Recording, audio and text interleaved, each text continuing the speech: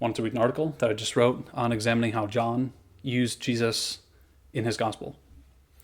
So in a very similar way to how Muhammad made everyone in history sound like him and say the same things as him in the Quran, a survey of the New Testament reveals that the author of the Gospel of John put his own language and theology into the mouth of Jesus, John's gospel.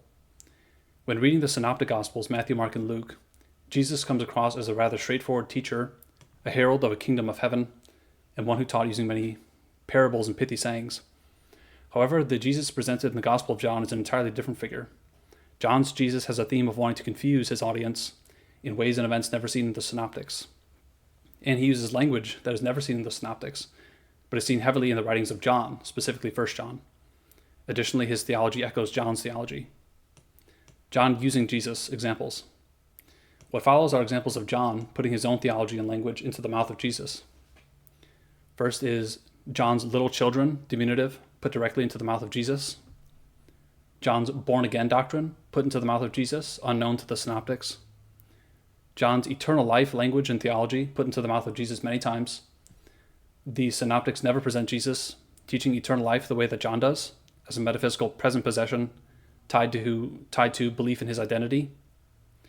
John's abiding language and theology are put into the mouth of Jesus. John puts his exact light versus darkness language into the mouth of Jesus. John puts his truth language and theology into the mouth of Jesus, totally unknown to the synoptics. Additionally, John's spirit of truth theology is put directly into the mouth of Jesus, word for word.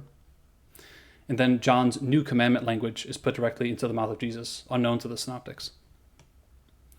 When one reads 1 John, the reason for the stark contrast between the synoptics and the Gospel of John becomes obvious. Whoever John was, he felt content to use the historical figure of Jesus as a mouthpiece for his own theology and philosophy, and created a narrative in which Jesus is represented as essentially teaching what John wanted taught, saying many things totally unknown to any other source, and using language used extensively in John's own writings. Addressing genre. Many Christians, especially Christian scholars, recognize what John did and are quick to supply a genre defense. That is, they contend it was normal in Jesus' day to reframe a popular figure as teaching one's own doctrines, or to otherwise repurpose a popular figure to serve one's own agenda. However, this defense runs into various problems. Firstly, I dispute that it was ever seen as okay to do this. I do not believe that if I had gone back into the first century and written a gospel in which Jesus is teaching Buddhism and speaking like Buddha, that no one would have strongly objected. I also dispute that if I wrote an admitted forgery putting words into the mouth of Moses, that any Jews present would have shrugged, acknowledging that I'm writing in what can be called a forgery genre. The reason so much pseudepigrapha, for example Ecclesiastes, was accepted in ancient times was because people were genuinely duped into believing that the authors wrote those works, even if the actual author soothed his conscience with some form of a genre defense. Secondly, such a genre, if it were ever accepted in any society, would be detrimental to it. It muddles and obfuscates historical figures and events, making it a poisonous genre. Thirdly, it's very clear that the early Christians treated the Gospel of John as representing the literal words of Jesus.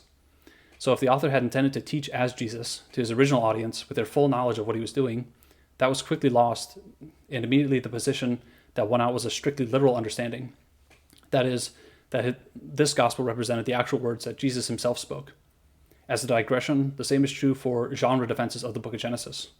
I dispute the idea that practically anyone living at Jesus' time would have given a modern genre view of the book of Genesis, regardless of its author's intention.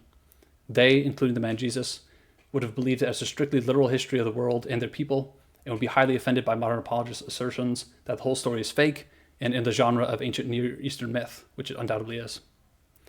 Finally, it can be stated on the principles of honesty that anyone who at any point in time put their own words into the mouth of a historical figure who never actually said them is a liar.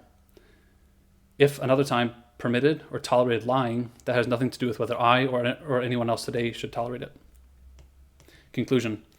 Unfortunately, the forgery that is the Gospel of John bears considerable weight in modern Christianity, despite it being the work of a person who was essentially an esoteric Jewish philosopher, attempting to bring his own strange theology into the Jesus movement. Using someone else, especially a famous religious figure, as a puppet for one's own theology is dishonest.